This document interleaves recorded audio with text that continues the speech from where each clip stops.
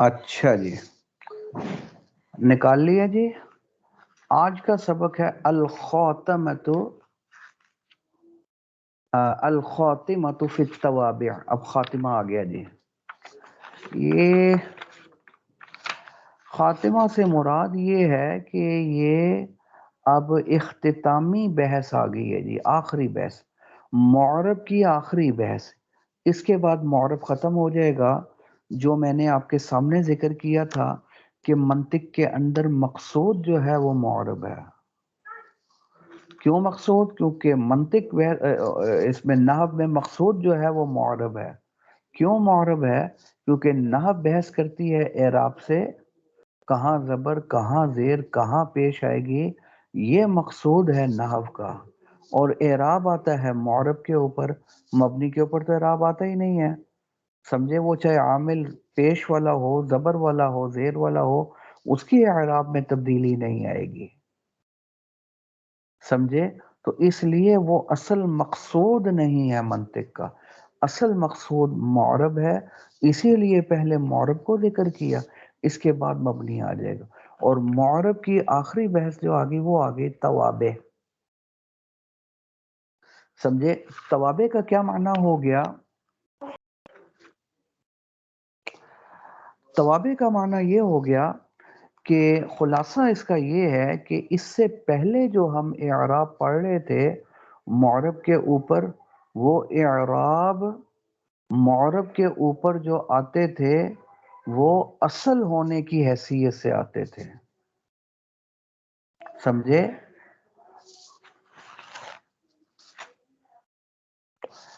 اور کیا معنی؟ کہ عامل اس کے اوپر داخل ہوتا تھا معرب کے اوپر، اور وہ اس کے اوپر اعراب دے دیتا تھا.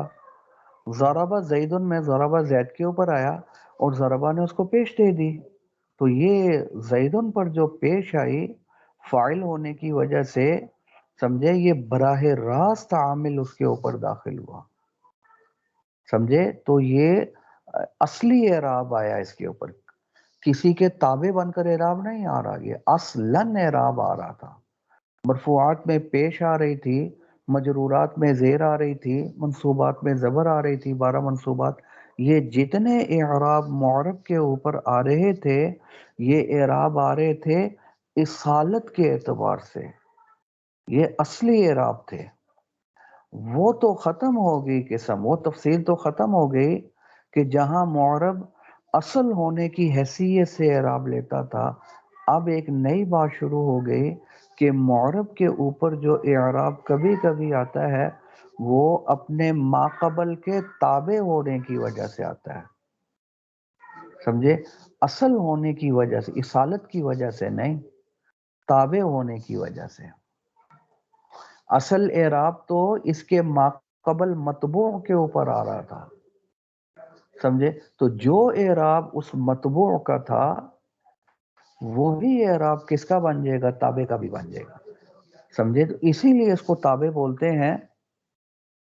سمجھے؟ کیونکہ یہ ماقبل کے تابع ہے اعراب میں، جو اعراب اس کا وہی اعراب اس کا ہوگا. کبھی کبھی ایسا بھی ہوتا ہے کہ معرب جو اعراب لیتا ہے وہ اصل ہونے کی حیثیت سے نہیں بلکہ تابع ہونے کی حیثیت سے لیتا ہے. وہ اعراب میں اپنے ماقبل کے تابع ہوتا ہے. جو اعراب ماقبل کا وہی اعراب اس کا، جو اعراب موصوف کا وہی اعراب صفت کا ہوگا. تو صفت تابع ہو گیا اس کا. سمجھ آ رہی ہے نہیں آ رہی؟ تو اس سے پہلے جو تفصیل گزری تھی وہ کس اعتبار سے گزری تھی؟ کہ معرب خود براہ راست اعراب لے رہا تھا اصل ہونے کی حیثیت سے. اب براہ راست تو اعراب نہیں لے رہا کیونکہ براہ راست اس پر عامل داخل نہیں، لیکن ماقبل کے تابع ہونے کی وجہ سے اعراب لے رہا ہے. کبھی ایسا بھی ہوگا کہ معرب ماقبل کے تابع ہونے کی وجہ سے اعراب لے گا. اب ٹوٹل توابع کتنے ہیں؟ 5. ان کی تفصیل اب شروع ہو گئی. الخاتمۃ فی التوابع، خاتمہ مراد آخری بحث جو معرب کی ہے نا جی، وہ تابع کے بارے میں ہے. اعلم، اچھے طریقے سے سمجھ لیں، ان التی مرت من الاسماء المعربۃ، پہلے جو گزر چکے وہ بھی معرب اسما تھے. ابھی جو بحث ہو رہی ہے یہ بھی معرب کے بارے میں ہو رہی ہے. فرق کیا ہے کہ اس سے پہلے جو معرب اسما گزرے تھے کان اعرابها بالاصالتی، وہ اعراب جو لیتے تھے وہ عامل سے براہ راست لیتے تھے. یہ معنی ہو گیا اصالت کا، وہ براہ راست عامل سے اعراب لیتے تھے. براہ راست اعراب لینے کا کیا معنی ہو گیا؟ بِأَن دَخَلَتْهَا الْعَوَامِلُ، کہ عامل اس معرب کے اوپر خود براہ راست داخل ہوتا تھا. کون سا عامل؟ من المرفوعات، وہ عامل اگر پیش دینے والا تھا وہ بھی داخل ہوتا تھا، پیش آ جاتی تھی. والمنصوبات، نصب دینے والا عامل تھا وہ داخل ہو جاتا، نصب آ جاتی تھی. والمجرورات، زیر دینے والا عامل تھا وہ براہ راست معرب پر داخل ہوتا تھا، اعراب آ جاتا تھا. تو اس سے پہلے جو معرب کی قسمیں گزری وہ کون سی قسمیں تھیں؟ جو براہ راست عامل سے اعراب لے رہے تھے. کیا معنی؟ عامل براہ راست اس معرب پر داخل ہو رہا تھا. لیکن کبھی کبھی فقط یکون اعراب الاسم، کبھی کبھی ایسا ہوتا ہے کہ یہ اسم معرب جو اعراب لیتا ہے وہ براہ راست تو عامل کی وجہ سے نہیں لیتا، لیکن بتبعیت ما قبلہ، اپنے ما قبل کے تابع ہونے کی وجہ سے لیتا ہے. جب ما قبل کے تابع ہونے کی وجہ سے لیتا ہے کہ جو اس کا اعراب وہی اس تابع کا اعراب.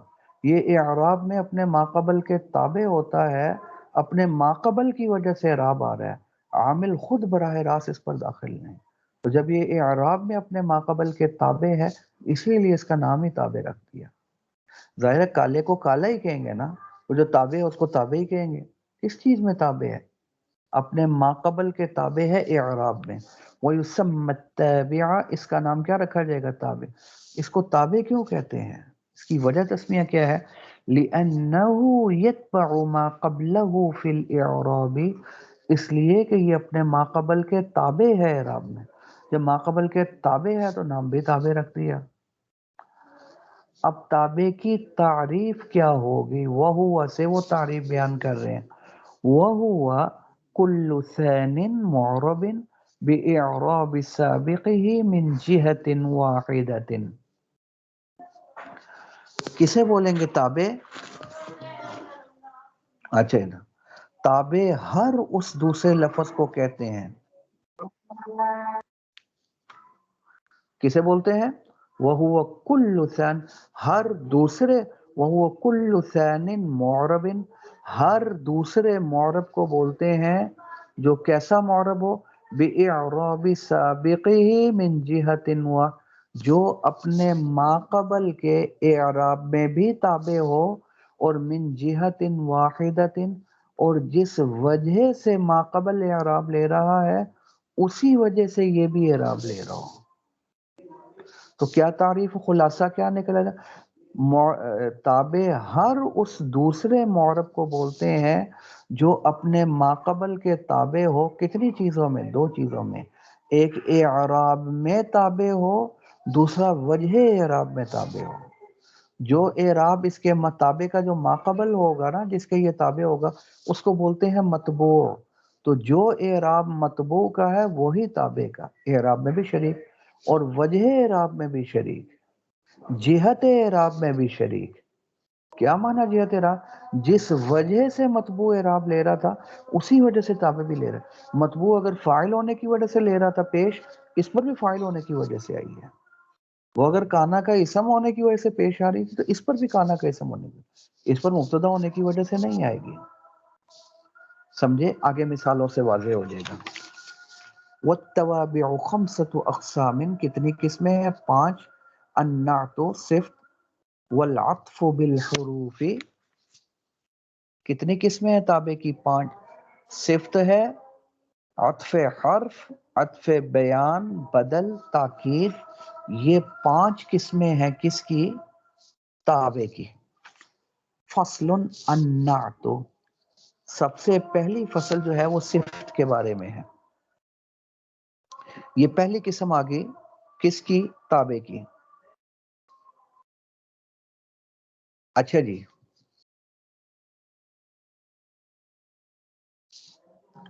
تابع، پہلی قسم تابع کی کیا آگئی؟ صفت. صفت تابع ہے، کس کے تابع ہوتا ہے؟ یہ اپنے موصوف کے تابع ہوتی ہے. کس چیز میں تابع ہوتی ہے؟ اعراب میں. جو اعراب موصوف کا ہے وہی اعراب صفت کا ہو جائے گا. اور کس چیز میں تابع ہوتی ہے؟ وجہ اعراب میں، جہت اعراب میں. کیا مانا؟ جس وجہ سے موصوف پر پیش آ رہی ہے اسی وجہ سے اس پر بھی پیش آئے گی. وہ اگر فاعل ہونے کی وجہ سے اس پر بھی فاعل ہو، وہ انا کی خبر ہونے کی وجہ سے تو اس پر بھی انا کی خبر ہونے کی وجہ سے پیش ہے. سمجھے؟ تو کیا تعریف ہوگی صفت کی؟ اچھا، یہ صفت کی تعریف بھی بیان کر رہے ہیں اور ضمناً اس کی قسمیں بھی بیان کر رہے ہیں. سمجھے؟ کسے بولیں گے صفت؟ تعریف بھی اور ضمناً قسمیں بھی آ جائیں گی. تعریف کیا ہوگی؟ تابع يدل على معنى في مطبوعه. صفت ایسا تابع ہے، کیونکہ صفت تابع ہے نا، موصوف کے تابع ہوتا ہے اعراب میں. تو صفت ایسا تابع ہے یدل علی معنی، جو ایسے معنی پر دلالت کرتا ہے جو اس کے موصوف اور مطبوع میں موجود ہے. موصوف میں جو وصف اور معنی پایا جا رہا ہے نا، یہ صفت یا تو اس معنی اور صفت کو بیان کرے گا جو موصوف میں پایا جا رہا ہے. جیسے جاءنی رجل عالم، اب آپ دیکھ لیں عالم صفت ہے، رجل موصوف ہے، عالم تابع ہے اس رجل کے. کس کی؟ جو اعراب رجل کا وہی عالم کا، یہ تابع اور رجل مطبوع. اب یہاں آیا میرے پاس آدمی، ایسا آدمی جو کہ عالم ہے. اردو میں یاد رکھیے گا، جب بھی آپ نے صفت کا ترجمہ کرنا ہے نا اردو میں اور عربی کی صفت میں تھوڑا سا فرق ہے. عربی میں موصوف پہلے ہوتا ہے، صفت بعد میں. اردو میں صفت پہلے ہوتی ہے، موصوف بعد میں. سمجھے کیا کہیں گے؟ اچھا لڑکا، نیک بچی. اب اچھا صفت ہے یا نہیں ہے؟ بچہ اچھا تو نہیں بولیں گے، کیا بولیں گے؟ اچھا بچہ. بچی نیک یہ تو نہیں بولیں گے، نیک بچی. خوبصورت بچی. اب خوبصورت صفت ہے یا نہیں ہے؟ یہ پہلے آ رہی ہے، بچی بعد میں آ رہی ہے. کالا آدمی، اب صفت ہے یا نہیں؟ یہ پہلے آ رہی ہے، آدمی بعد. آدمی کالا، آدمی کالا آیا. یہ بات تو ٹھیک نہیں ہے، کیونکہ آپ نے موصوف پہلے اور صفت بعد میں ذکر کر دی. اردو میں معاملہ ذرا الٹ ہوگا، صفت پہلے موصوف بعد میں. عربی میں موصوف پہلے صفت بعد میں. یہ فرق ہے تھوڑا سا. اچھا خیر، جاءنی رجل عالم. اب یہ عالم صفت ہے رجل کی، اور یہ پہلی قسم ہے. عالم نے اس کے موصوف رجل کے اندر وصف اور معنی پایا جا رہا تھا، علم والا اس کے اندر معنی پایا جا رہا تھا. اس صفت کے مطبوع اور موصوف میں جو معنی پایا جا رہا تھا نا، کون سے والا؟ علم والا. تو عالم نے وہ معنی بیان کر دیا.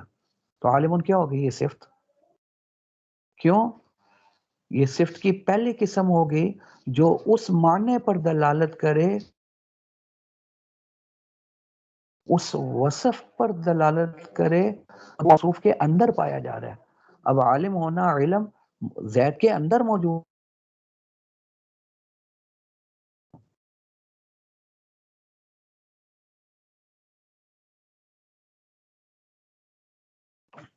او فی متعلق مطبوعہ. یہ آواز آ رہی ہے؟ آواز آ رہی ہے. میں یہ پوچھ رہی تھی، یہ موصوف صفت کا عامل نہیں ہوتا، وہ جو یعنی وہ مطبوع فالوور. نا جاء عامل ہے، جاء صفت اور موصوف دونوں کے لیے عامل ہے. دونوں کے لیے عامل ہے. عالم وہ عامل ہے. جاء کی وجہ سے رجل پر پیش آئی، اور جاء کی ہی وجہ سے ہی عالم ان پر آئی ہے. اچھا ٹھیک ہے نا؟ ہاں. وہ آپ نے جو پڑھا تھا، یہ منصوبات جو پڑھے تھے ان میں کیا تھا؟ کانا کا اسم کا اور انا اپنی خبر کو دے دے گا. سمجھے؟ ما والا جو ہے وہ بھی عامل ہے، وہ بھی دے دے گا. سمجھے؟ عامل اور اسے ہوتے لائے نفی جنس عامل ہے، وہ بھی دے دے. وہاں کہیں پڑھا آپ نے کہ موصوف کی عامل ہے؟ وہاں تو نہیں موصوف پڑھا. کے تو صفت اور موصوف ان دونوں کے تو اعراب سیم ہوتے ہیں نا. پیچھے فعل لگ گیا، فعل نے ان پر افیکٹ کیا، یا تو ان کو فاعل بنا دیا مرکب اضافی میں تو دونوں کا اعراب ڈفرینٹ ہوتا ہے، مطلب یہ آپس میں ایک دوسرے کے نہیں ہوتے، بس صرف وہ تابع ہی ہوتے ہیں. صرف تو موصوف میں تابع ہوں گے، مرکب اضافی میں نہیں، کیونکہ مرکب اضافی میں مضاف کا اعراب اور مضاف الیہ کا وہ اور تو ہو سکتا ہے، ہاں تو وہاں تو وہ تابع نہیں بنے گا، تو موصوف یہ صرف میں توابع تابع کے بنے گا. 5 ہیں جو کس آپ چیز نے میں نام تابع لیا، عقید اور صرف موصوف پر. یہ پہلی قسم ہے تابع کی، صفت. جی موصوف ٹھیک ہے، تو تابع نہیں، کیونکہ وہ تو عامل سے براہ راست اعراب لے رہا ہے، وہ تو مطبوع بن گیا. جاء وہ رجل مطلوب پہ داخل ہے تو ہے. عالم تو اس کے رجل کے موصوف کے تابع ہے، جو اعراب اس کا وہ اس کا، اس پر زبر، اس پر زبر، اس پر زیر، اس پر زیر، اس پہ پیش، ہاں اس پہ اعراب میں بھی تابع، وجہ اعراب میں بھی تابع. اگر عالم رجل کے اوپر پیش اگر وہ فاعل ہونے کی، جاء کا فاعل ہونے کی وجہ سے آئی ہے، تو عالم ان پر بھی جاء کا فاعل ہونے کی وجہ سے. عالم آیا، وہ آنے کا تعلق عالم کے ساتھ بھی ہے. رجل آیا اور رجل عالم آیا، عالم بھی آیا، تو آنا دونوں کے ساتھ ٹکر آ رہا ہے، جا کا تعلق دونوں کے ساتھ ہے. سمجھ آ رہی ہے نہیں آ رہی؟ خیر، یہ تو ایک معنی تو یہ ہوگی، سے ایک قسم یہ ہوگی. او فی متعلق مطبوعی، یا صفت ایسا تابع ہے جو دلالت کرے گا اس معنی پر نہیں جو اس کے موصوف اور مطبوع کے اندر موجود ہے، بلکہ یہ اس معنی پر دلالت کرے گا جو اس کے مطبوع کہ کسی خاص متعلق کے اندر جو معنی پایا جا رہا ہے، جو صفت پائی جا رہی ہے، یہ صفت اس کو بیان کرے گی. یہی سمجھ میں آئی. پہلے کیا تھا؟ مطبوع اور موصوف میں جو وصف پایا جا رہا ہے، جو خاص معنی پایا جا رہا ہے، یہ صفت اس کو بیان کرے گی. اب عالم رجل کے اندر علم موجود، صفت لے آ کر بیان. دوسری قسم کیا ہے؟ موصوف کے اندر معنی اور وصف نہیں پایا جا رہا جو صفت بیان کر رہی ہے، تو تابع بیان کر رہا ہے، بلکہ موصوف کا کوئی متعلق ہے، اس متعلق میں جو معنی اور وصف پایا جا رہا ہے، یہ صفت اس متعلق کے معنی کو بیان کر رہی ہے، موصوف کے معنی کو نہیں. سمجھے؟ ایک مثال میں دے دیتا ہوں اپنے پاس سے ایک کتاب سے. پہلے سمجھے، رأیت استاد جی ولدن جو ہے وہ کا ایک پارٹ ہے، یہ صرف پورا ہول نہیں ہے، وہ موصوف کا ایک پارٹ ہے، ایک جزو ہے، یہ کہہ رہے ہیں. ہاں جز ہے موصوف کا. ہاں وہ اس کا ظاہر ہے کہ وہ اس کا حصہ بن گئی نا، مرکب توصیف مل کر فائل بنے گا نا. اچھا، اب یہ جو دوسری قسم آ رہی ہے، پہلی قسم تو کیا تھی؟ اس معنی کو بیان کرتی جو موصوف میں موجود ہے. قرآن مجید بھرا ہوا ہے فی لوح محفوظ، قرآن کریم، رسول امین، کتاب کریم، موصوف صفت ہے. اب کریم ہونے والا معنی کتاب کے اندر موجود تھا، اس صفت نے آ کر اس معنی کو بیان، یہ پہلی قسم کی بن جائے گی. رسول امین، امانت والا معنی، یہ وصف رسول کے اندر، موصوف کے اندر موجود تھا، امین نے اس وصف کو بیان کر دیا، تو یہ صفت کی پہلی قسم ہو جائے گی. فی لوح محفوظ، وہ قرآن مجید لوح تختی کو بولتے ہیں نا، لوح محفوظ وہ تختیاں ہیں جہاں قرآن مجید ہے، اور وہ تختیوں میں حفاظت والا پہلو موجود ہے. لوح کے اندر حفاظت والا پہلو موجود ہے، موصوف کے اندر، جو اس صفت نے بیان کر دی ہے، تو موصوف صفت کی پہلی قسم بن جائے گی. دوسری قسم وہ ہے کہ صفت موصوف کے اندر جو معنی اور وصف پایا جا رہا ہے وہ بیان نہ کرے، بلکہ موصوف کے کسی متعلق میں جو معنی پایا جا رہا ہے وہ بیان کرے. مثال کے طور پر، رأیت ولدا سائقا ابوہ، میں نے ایک لڑکے کو دیکھا جس کے والد ڈرائیور ہیں. رأیت ولدن، اب ولدن موصوف ہے، سائقا اس کی صفت آ رہی ہے، تو صفت کس کے معنی کو بیان کر رہی ہے؟ جو ولد کے اندر موجود ہے. سائق کا معنی تو ڈرائیور ہے، تو بچہ تو ڈرائیور نہیں ہے، بچہ تو موصوف ہے، لیکن موصوف کے اندر جو معنی پایا جا رہا ہے وہ بیان نہیں کرے، بلکہ موصوف کا جو متعلق ہے، اس کا باپ، موصوف کا باپ، موصوف کے باپ کا تعلق ہے یا نہیں موصوف کے ساتھ؟ باپ کا بیٹے کے ساتھ تعلق ہوتا ہے یا نہیں ہوتا؟ تو ولد کا جو متعلق تھا، ولد کا جس کے ساتھ تعلق تھا موصوف کا، اس کا باپ، اس میں ایک معنی پایا جا رہا ہے ڈرائیوری والا، باپ ڈرائیور ہے، اس صفت نے اس موصوف کے متعلق کے اندر جو معنی پایا جا رہا تھا اس کو بیان کیا. یہ دوسری قسم ہو جائے گی صرف. رأیت ولدا سائقا ابوہ، ترکیب کیا؟ رأیت فعل فاعل، ولدا موصوف، سائقا اسم فاعل، ابوہ مضاف مضاف الیہ مل کر فاعل سائقا کا، اسم فاعل اپنے فاعل سے مل کر شبہ جملہ ہو کر یہ صفت ہوا ولدن کی. صفت یہ ولدن کی ہے لیکن اس معنی کو نہیں بیان کر رہی جو ولد کے اندر موجود ہے، بلکہ ولد کے کسی متعلق کے اندر جو معنی موجود. جب وہ ولد موصوف کا متعلق کے معنی کو بیان کر رہی ہے تو موصوف کا متعلق ہے تو گویا موصوف ہی ہو گیا، اس سے اس کو ولدی کی صفت کہہ دیا جاتا ہے، کیونکہ متعلق کا تعلق ہے نا موصوف کے ساتھ، تعلق ہے تو وہ گویا یہی ہو گیا. سب یہ دونوں قسمیں ہو جائیں گے صفت کی. اب انہوں نے کتاب والوں نے کیا مثال دی ہے؟ او فی متعلق مطبوعہ، یا صفت مطبوع اور موصوف کے اندر جو معنی پایا جا رہا ہے صفت وہ بیان نہیں کر رہی، بلکہ مطبوع اور موصوف کے متعلق میں جو معنی پایا جا رہا ہے صفت وہ بیان کر رہی ہے. جیسے جاءنی رجل عالم ابوہ، اب عالم صفت ہے، رجل موصوف ہے. اب عالم نے وہ معنی بیان نہیں کیا جو رجل کے اندر موجود ہے، رجل عالم نہیں، میں آیا ایسے آدمی کے پاس کہ اس کا باپ عالم ہے. اب عالم نے اس معنی کو بیان کیا جو رجل کا متعلق تھا اس کا باپ، اس میں جو معنی پایا جا رہا ہے ڈرائیور ہونے والا یا عالم ہونے والا وہ معنی بیان کر رہی ہے، جو موصوف کے اندر معنی پایا جا رہا ہے وہ بیان نہیں کر رہی. یہ دوسری قسم ہو جائے گی صفت کی. یہ بھی صفتی ہے.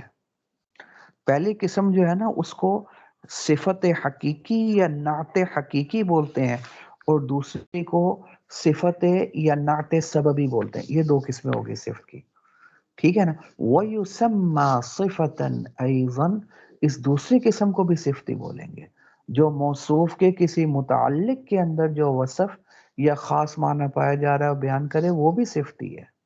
اب کتنی قسمیں ہو گئیں؟ موصوف کے اندر جو معنی پایا جا رہا ہے بیان کرے وہ بھی صفت پہلی قسم، موصوف کے متعلق میں جو معنی پایا جا اس کو جو بیان کرے یہ بھی صفت، یہ دوسری قسم ہو گئی. والقسم الاول، اب یہ جو دو قسمیں ہو گئیں ان دونوں میں تھوڑا سا فرق ہے، سمجھے؟ اب سمجھیں والقسم الاول سے ایک خاص ضابطہ بیان کرنا چاہتے ہیں، خاص اصول. وہ خاص اصول کیا ہے؟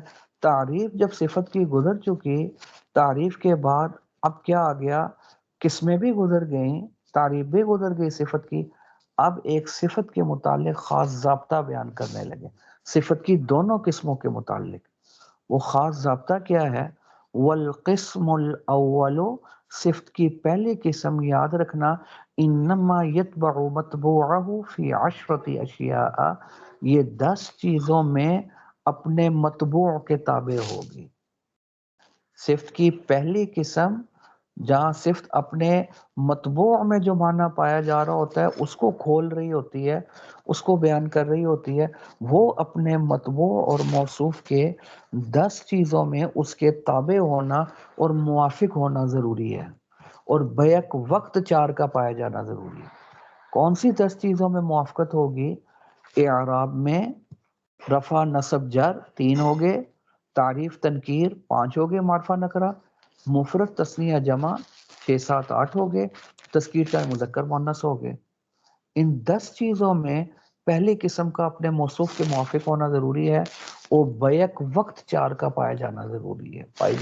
جیسے جاءنی رجل عالم، اب عالم رجل کی صفت اور صفت کی پہلی قسم، عالم نے رجل کے اندر جو معنی پایا جاتا ہے اس کو بیان کیا. اب پہلی قسم 10 چیزوں میں موافق ہوگی، موصوف کے 10 چیزوں میں تابع ہوگی اور بیک وقت 4 کا پایا جاتا. 4 کون سی ہے؟ رجل ان پہ پیش، عالم اعراب کے اعتبار سے بھی تابع، اس پر بھی پیش، اس پر بھی پیش. اب رجل بھی مفرد، عالم بھی مفرد، مفرد ہونے میں بھی وہ اپنے موصوف کے تابع، وہ بھی مفرد، یہ بھی مفرد، اس پہ پیش، اس پہ پیش. اور رجل مذکر، عالم بھی مذکر، مذکر ہونے میں بھی یہ تابع ہو گئی. اور چوتھی چیز رجل نکرہ، عالم بھی نکرہ. 4 چیزوں میں بیک وقت تابع ہونا ضروری ہے. پہلی قسم کا، جبکہ دوسری ورجلان عالمانی دوسری مثال دے دی. اب عالمانی رجلان کی صفت ہے 10، کیونکہ اس معنی صفت کی پہلی قسم ہے، اس معنی کو بیان کر رہی ہے جو رجلان کے اندر موجود ہے، لہذا 4 چیزوں میں موافقت اور تابع ہونا ضروری ہے موصوف کے. رجلان موصوف تثنیہ، عالمان تثنیہ، وہ حالت رفع میں یہ حالت رفع میں، وہ نکرہ یہ نکرہ، سمجھے؟ اور سمجھے تو یہ کتنی چیزیں ہو گئی؟ ان 4 چیزوں میں وہ مذکر یہ بھی مذکر، چوتھی چیز آ گئی. ان 4 چیزوں میں اپنے موصوف. اور رجال عالمون وہ بھی جمع یہ بھی جمع، وہ بھی مذکر یہ بھی مذکر، وہ بھی نکرہ یہ بھی نکرہ، وہ بھی پیش، عالمون بھی حالت رفع میں، سمجھے؟ وزید العالم، زید موصوف، العالم صفت، 4 چیزوں میں بیک وقت موافقت ضروری. زید معرفہ، العالم بھی معرفہ، اس پہ پیش اس پہ پیش، وہ مذکر یہ مذکر، سمجھے؟ وہ مفرد یہ مفرد. وامرأۃ عالمۃ، وہ نکرہ عالمۃ نکرہ، سمجھے؟ اس پہ پیش اس پہ پیش، وہ مؤنث یہ مؤنث، وہ مفرد یہ مؤنث. تو پہلی قسم جو صفت کی ہے، جو اپنے موصوف اور متبوع میں جو معنی پایا جا رہا ہے وہ بیان کرتی ہے، وہ اپنے موصوف کے 4 چیزوں میں بیک وقت موافق ہونا ضروری ہے اس کا. ٹھیک ہے، ویسے 10 چیزوں میں موافقت ہے، سمجھے؟ بیک وقت 4 کا پایا جانا ضروری. اور جو دوسری قسم ہے جو اپنے موصوف میں جو معنی ہے وہ تو بیان نہیں کرتی، بلکہ موصوف کے کسی متعلق میں جو معنی پایا جا رہا ہے وہ بیان کرتی، وہ اپنے متبوع کے 5 چیزوں میں اس کا موافق ہونا ضروری ہے، 10 میں نہیں. اور بیک وقت 2 کا پایا جانا ضروری ہے. کون سی 5؟ پہلی 5. دوسری قسم جو صفت کی ہے، انما یتبع متبوعہ، وہ اپنے متبوع کے تابع ہوگی، فی الخمسۃ الاولی، اول کی جمع ہے، سمجھے؟ تو یہ جمع ہے. پہلی 5 میں صفت اپنے متبوع کے تابع ہوگی فقط، صرف پہلی 5 سے کیا مراد ہے؟ عن الاعراب، اعراب میں رفع نصب جر 3 یہ ہوگی، اور معرفہ نکرہ، بس اس میں مفرد تثنیہ جمع میں موافقت ضروری نہیں ہے، مذکر مؤنث میں موافقت ضروری نہیں ہے. جیسے قرآن مجید سے مثال دی، من هذه القرية الظالم اهلها، قرآن مجید میں آیا ہے. اب من هذه القرية الظالم، اب هذه القرية الظالم اهلها، اب القریہ موصوف ہے، الظالم صفت ہے. کس کی صفت ہے؟ یہ صفت کی دوسری قسم ہے. ظالم اس میں فاعل کا صیغہ، جیسے عالم اس میں فاعل کا صیغہ صفت ہے، سمجھے؟ وصف وہ ہوتی ہے جو اچھائی یا برائی بیان کرے، سمجھے؟ دونوں ہی صفتیں ہیں. اب یہ ظالم صفت ہے کس کی؟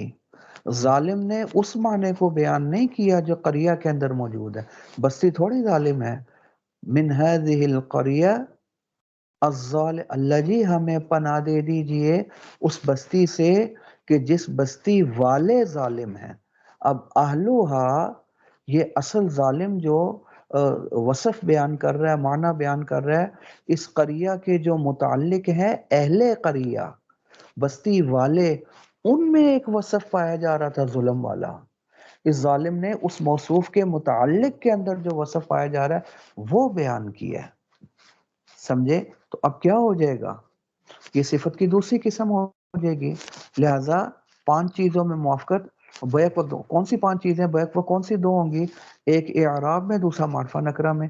اب دیکھو، القریہ موصوف، وہ معرفہ، الظالم معرفہ، ٹھیک ہے؟ اور القریتی کے نیچے زیر، الظالمی کے نیچے، بس ان 2 ہی میں موافقت ضروری ہے، مذکر مؤنث میں موافقت نہیں. ورنہ القریتی تو مؤنث ہے، اس کے آخر میں تا آ رہی ہے، اور الظالم کے آخر میں تا نہیں آ رہی، وہ مذکر ہے، اس میں موافقت ضروری نہیں ہے، کیونکہ یہ صفت کی دوسری قسم ہے. اس کا صرف 2 چیزوں میں اس کے تابع ہونا ضروری ہے، ایک اعراب میں القریتی زیر، اس کے نیچے زیر، اور دوسرا معرفہ نکرہ میں. القریتی کیا ہے؟ معرفہ، الظالم بھی معرفہ ہے، سمجھ ہے؟ باقی وہ مؤنث یا مذکر، اس میں موافقت اور اس کے تابع ہونا ضروری نہیں ہے. میرے خیال میں بات کچھ سمجھ آ چکی ہوگی، کوئی چیز رہ تو نہیں گئی آپ کو؟ جی بتائیے. کلیئر ہو گیا؟ جی استاد. چلیں اس کو پھر اچھے طریقے سے دیکھ لیں انشاءاللہ، بشرطے سے تو زندگی انشاءاللہ پھر پیر کو دیکھ لیں گے. یہ هذا هو